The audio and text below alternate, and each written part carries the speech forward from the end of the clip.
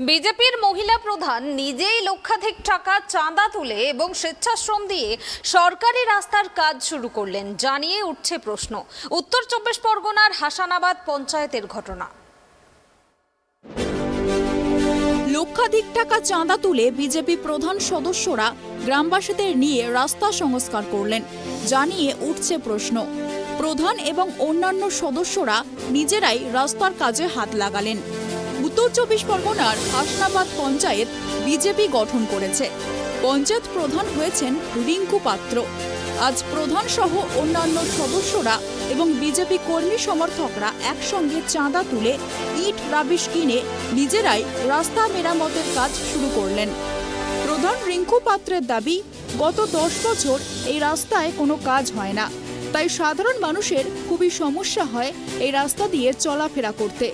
বিগত পঞ্চায়েতের চার্জশিট বুঝে না পাওয়া সত্ত্বেও নিজেরাই চাঁদা তুলে এবং নিজেদের শ্রম দিয়ে রাস্তা মেরামতের কাজ শুরু করলেন।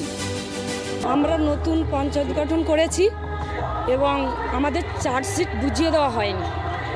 বিগত 10 বছর এই রাস্তাটা খুবই খারাপ, কেউ কোনো মেরামত করার উদ্যোগ নেয়নি এবং আমরা অঞ্চল গঠনের পর আমাদের প্রথম উদ্যোগ এই রাস্তাটা প্রতিটা মানুষ পঞ্চায়েতে যাওয়া আসা এবং ছোটোখাটো ভাই বোন ছেলে মেয়ে যাওয়া আসা খুবই অসুবিধা।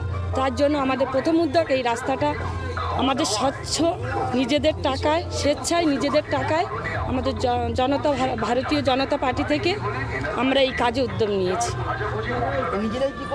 আমরা নিজেরাই কোনো শ্রমিক না নিয়ে আমরা এই কাজ উদ্যোগ নিয়েছি।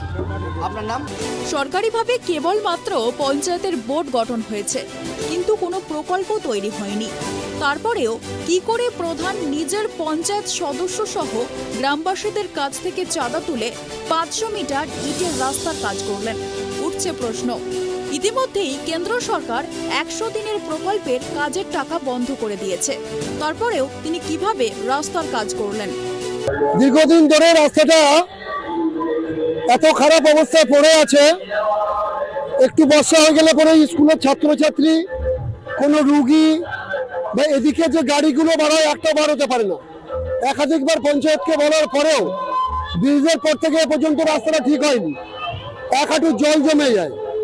তো আমরা প্রতিজ্ঞা করেছিলাম যে যদি বিজেপি বোর্ড গঠন করে তাহলে 25শে বৈশাখের মতো কবির জন্মদিনে জন্মজয়ন্তী পালন করব না, 15ই আগস্টে আমরা স্বেচ্ছাশ্রমে এমন কিছু করে দেখাবো যাতে সাধারণ মানুষের উপকারে আসে।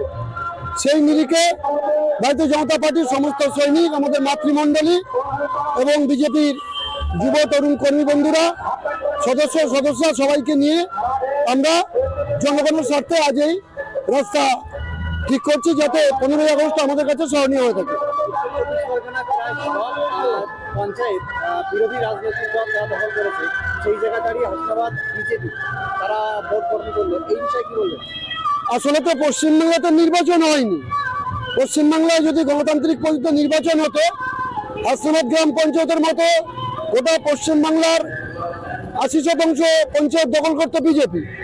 আমার হাসনাবাদ ব্লকের 9টা পঞ্চায়েতের মধ্যে আমরা একটি পঞ্চায়েত পেয়েছি, বাকি পঞ্চায়েতগুলোতে 3 দফা অত্যাচার চালিয়েছে, নমিনেশন দিতে দেয়নি।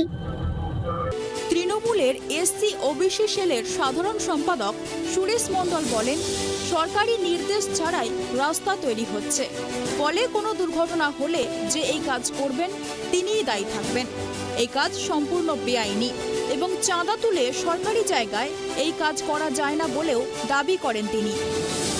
পঞ্চায়েত প্রধান যে রাস্তা তৈরি করছেন, তিনি তো সরকারি অনুমোদন ছাড়া, সরকারের কোনো নির্দেশ ছাড়া এই রাস্তা তৈরি করছেন। তা এই রাস্তা তৈরি করার মধ্যে তিনি দায়ী থাকবেন। এই রাস্তা যদি কোনো দুর্ঘটনা ঘটে তার জন্য তিনি দায়ী থাকবেন, এর জন্য তো প্রশাসন বিন্দুমাত্র দায়ী থাকবে না। দেখুন, উনি, আমি যেটা খবর পেলাম আমার দলীয় সূত্রে, যে উনি গ্রামবাসীদের থেকে বা অন্যান্য জায়গা থেকে চাঁদা তুলে এটা করছেন। এই চাঁদা তুলে কাজ করা যায় না সরকারি জায়গায়, আমি যতটুকু জানি। সরকারের অনুমোদন নিয়ে, সরকারের কাছ থেকে লিখিত কাগজ ছাড়া এভাবে কিন্তু রাস্তা করা যায় না। আর উনি যেটা কাজ করছেন, আমি মনে করবো এটা বেআইনি কাজ করছেন। এই কাজের জন্য উনি দায়ী থাকবেন।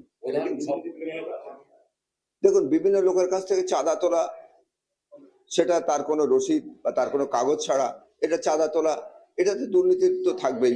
তাহলে এটা কিভাবে আপনি প্রমাণ করবেন যে উনি এটা স্বচ্ছতার সঙ্গে কাজ করেছেন? ঘটনাকে কেন্দ্র করে রাজনৈতিক তরজা শুরু হয়েছে। এখন পরিস্থিতি কোন দিকে যায় সেটাই দেখার। বসিরহাট থেকে সিরাজুল মিস্ত্রির রিপোর্ট, ট্রাইব টিভি।